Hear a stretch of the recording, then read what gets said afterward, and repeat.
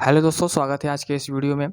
आज हम बात करने वाले हैं कि किसी एपी का जनरल टर्म क्या होता है, किसी भी समांतर श्रेणी का व्यापक पद क्या होता है, किसे कहते हैं। ठीक है दोस्तों, तो बने रहिए इस वीडियो में। और हमने पिछले वीडियो में सीखा था कि समांतर श्रेणी में सीक्वेंस कैसे कहते हैं, सीरीज क्या होता है, प्रथम पद क्या होता है, सारवंतर क्या होता है, ये सब सारी चीज़ें हम लोगों ने डिस्कस किया था दोस्तों।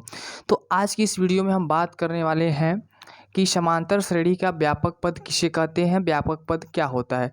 दोस्तों, ये जो वीडियो होने वाला है बहुत इंपॉर्टेंट होने वाला है। यहाँ से क्वेश्चन अक्सर बनते हैं और ये आपको हमेशा काम आएगा। ठीक है, तो हम किसी भी समांतर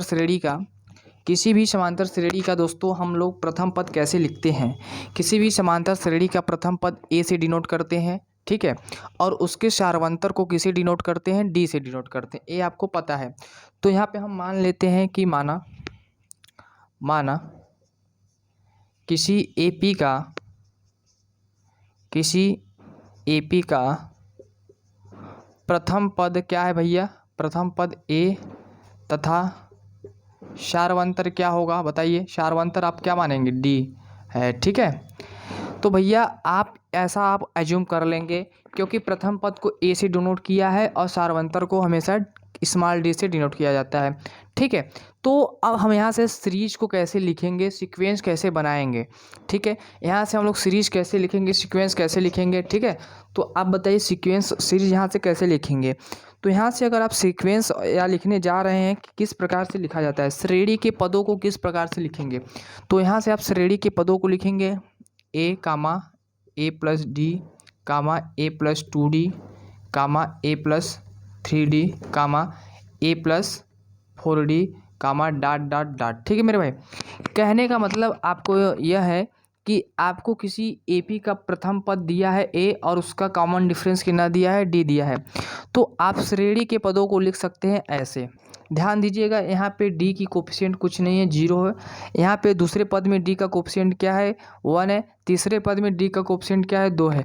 तो मेरे भाई आप इसको आराम से ध्यान से देखिए। अगर यहाँ से हम एनवां पद लिखना चाहें तो क्या लिखें, यहाँ से एनवां पद आप लिखना चाहें तो क्या लिखेंगे बताइए।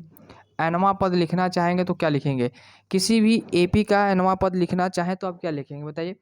एनवां पद लिखने के लिए आपको प्रथम पद पता होना चाहिए और नंबर ऑफ टर्म्स पता होने चाहिए, इंटू डी पता होना चाहिए। ठीक है, आपको किसी भी श्रेणी का nth टर्म लिखना है, एनवां पद लिखना है, तो भैया आपको प्रथम पद पता होना चाहिए, कॉमन डिफरेंस पता होना चाहिए, सारवंतर पता होना चाहिए। और यन क्या है आपका, यन आपका यह है कि इस सीक्वेंस में कितने पद हैं, कितने टर्म हैं। ठीक है मेरे भाई, यहाँ पे n-1 क्यों करे हैं, कोई बताएगा मुझे। यहाँ पे n-1 इसलिए हुआ है क्योंकि देख रहे हैं पहले पद में डी का कोफिशिएंट क्या है, 0 है।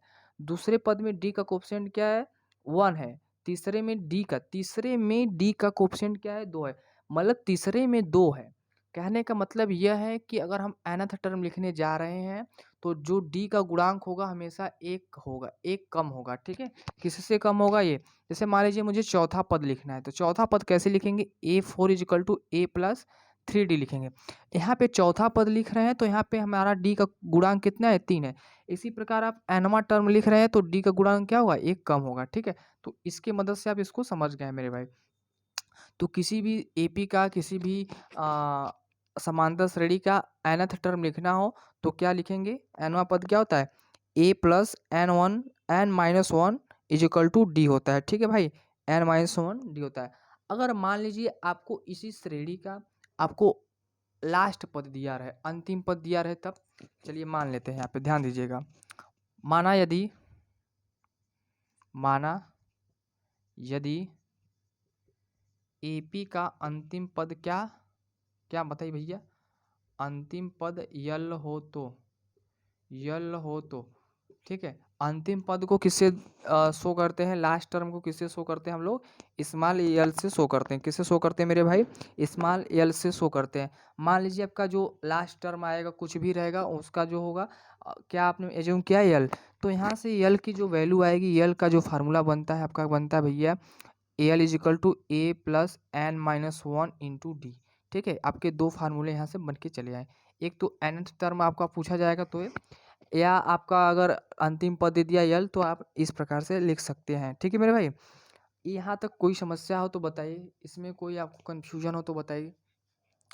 हमने क्या पहले एज्यूम किया, किसी भी समांतर श्रेणी का व्यापक पद क्या होता है कि अगर आपको प्रथम पद दिया रहे और सार्वंतर डी दिया रहे तो उसका nth टर्म इस प्रकार से लिखा जाता है, जहाँ पे ए आपका प्रथम पद है, डी आपका कॉमन डिफरेंस है सार्वंतर जिसे बोलते हैं, और n क्या है आपका नंबर ऑफ टर्म्स है।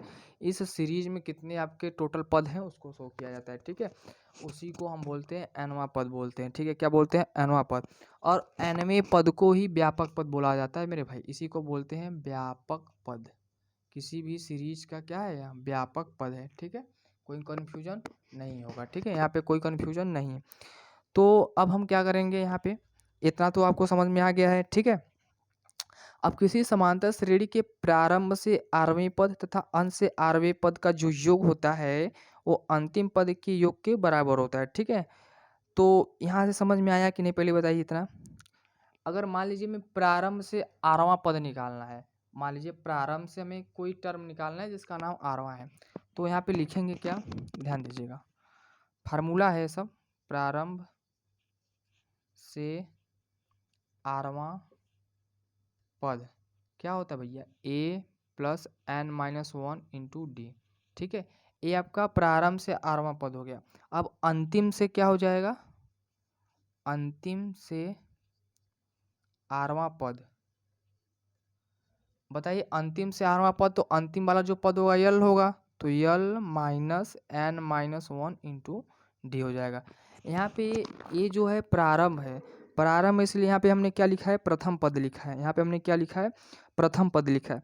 लेकिन यहाँ पे अंतिम क्या भैया, अंतिम से या अंत से 8वां पद, यहाँ आप लिख सकते हैं अंत से 8वां पद लिख सकते हैं, अंतिम नहीं लिखना चाहते हैं तो लिख दीजिएगा अंत से 8वां पद क्या हो जाएगा, अंत से 8वां पद का फार्मूला यल minus into n-1 into D हो जाएगा, और प्रारंभ से 8वां पद क्या हो जाएगा मेरे भाई, a plus n-1 into D हो जाएगा। तो यह आपका ऐसे हो गया। अब हम क्या करते हैं, इस दोनों को क्या करते हैं, जोड़ देते हैं, ठीक है, इस दोनों को क्या करते हैं, जोड़ देते हैं। तो भाई जब इसको मान लेते हैं इक्वेशन नंबर 1 और इसको मान लेते हैं इक्वेशन नंबर 2, ऐसा क्यों कर रहे हैं, ऐसा करने से क्या होगा, चलिए देखते हैं। प्रारंभ से 8वां पद प्लस अंत से 8वां पद का जब सम करेंगे तो क्या होगा, एक बार करके प्रयास करते हैं। तो भाई हम लोग किसी भी समीकरण को जोड़ते हैं तो LHS को LHS से जोड़ते हैं, RHS को RHS से जोड़ते हैं, ठीक है। LHS का मतलब होता है लेफ्ट हैंड साइड और RHS का मतलब होता है राइट हैंड साइड। तो यहाँ पे बताइए RHS कितना है, ये है, और LHS कितना है, ये। जब इसको जोड़ रहे हैं आप तो क्या मिल रहा है, इसको जब आप ऐड कर रहे हैं तो क्या मिल रहा है, प्रारंभ से, यहाँ पे मैं लिख दे रहा हूँ प्रारंभ से, या यहाँ पे लिखिए क्योंकि होना चाहिए यहाँ पे ना, ध्यान दीजिएगा थोड़ा सा मेरे भाई, बस यहाँ पे, ठीक है। यहाँ पे मैं लिख रहा हूँ प्रारंभ से 8वां पद प्लस अंत से 8वां पद, ठीक है। ये आपका R लिखा है, ये R है, यह भी आपका क्या R है। मैंने भाई ये काम किया, जब हमने क्या काम किया एक बार फिर समझ लीजिए। प्रारंभ से 8वां पद का फार्मूला ये होता है, अंत से 8वां पद का फार्मूला ये होता है। हमने दोनों इक्वेशन को जोड़ने का प्रयास किया, जब जोड़ेंगे तो बताइए, देखिए यहाँ पे प्लस है, यहाँ पे माइनस है, तो ये तो कैंसिल हो जाएगा पूरा, बचेगा क्या, a प्लस एल बचेगा, क्या बचेगा भैया, a प्लस एल बचेगा। तो कभी भी आपको प्रारंभ से 8वां पद और अंत से 8वां पद जोड़ना हो, योग करना हो, तो आपको प्रथम पद पता होना चाहिए और लास्ट वाला टर्म आपको पता होना चाहिए, अंतिम पद पता होना चाहिए। तब आप क्या करेंगे, इसको जब जोड़ देंगे तो आपका प्रारंभ से 8वां पद और अंत से 8वां पद का क्या मिल जाएगा, योग मिल जाएगा मेरे भाई, आपका क्या मिल जाएगा, योग मिल जाएगा। तो इस फार्मूले को आप हमेशा याद रखिएगा, ये आपका व्यापक जो पद होता है किसी भी journal term of the AP का जो फार्मूला आता है, nवें पद का n टर्म का क्या आता है, a plus n-1 into D होता है, इसी को व्यापक पद कहते हैं। यहाँ पे मैं बता दिया हूँ, a आपका प्रथम पद है, d common difference, n number of terms है। और हमने क्या किया, अगर आपको अंतिम पद दिया रहे तो उसका फार्मूला होता है l बराबर a plus n-1 into D होता है। और दोस्तों एक चीज़ और, किसी भी श्रेणी में जो पद दिया रहे अगर प्रारंभ से आठवां पद निकालना है तो ये, अगर अंत से निकालना है तो यल माइनस कर देंगे, ठीक है। अगर इस दोनों समीकरण को जोड़ रहे हैं तो दोनों समीकरण को जोड़ेंगे तो क्या हो जाएगा, हमें प्रारंभ से आठवां पद प्लस अंत से आठवां पद का जो योग होगा आपका प्रथम पद प्लस अंतिम पद के योग के बराबर होगा दोस्तों। तो ये हमारा छोटा सा कॉन्सेप्ट था, बहुत यूज़फुल है। ये जो फार्मूला है ये इम्पॉर्टेंट फार्मूला है, आप इसको क्या करिएगा, नोट करके रख लीजिएगा। इसी पे सारे क्वेश्चन को हम लोग प्रयास करेंगे, ठीक है भाई।